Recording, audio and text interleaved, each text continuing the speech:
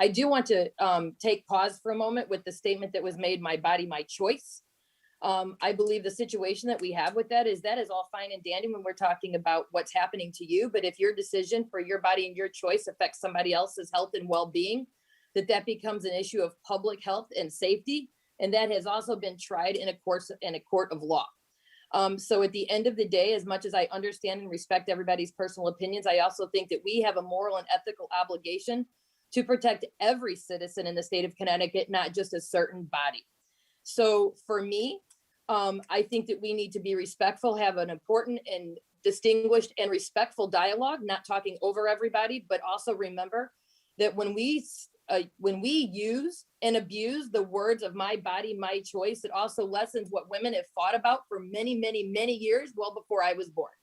So I would like to stay on par and on point at this conversation and really watch how we're, categorizing a slogan that has been used for women's rights as opposed to what we're talking about, in essence, is a public health situation.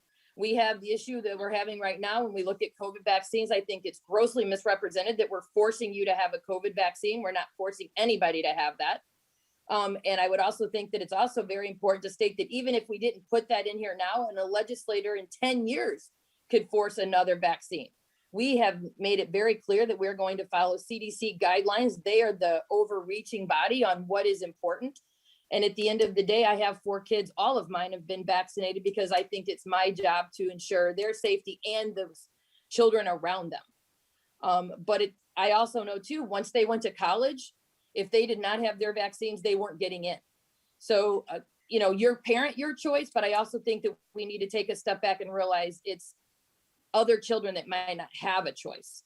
And then we also have to take into consideration the people that have been vaccinated that are shedding those vaccines because they have come down with a disease that they cannot fight.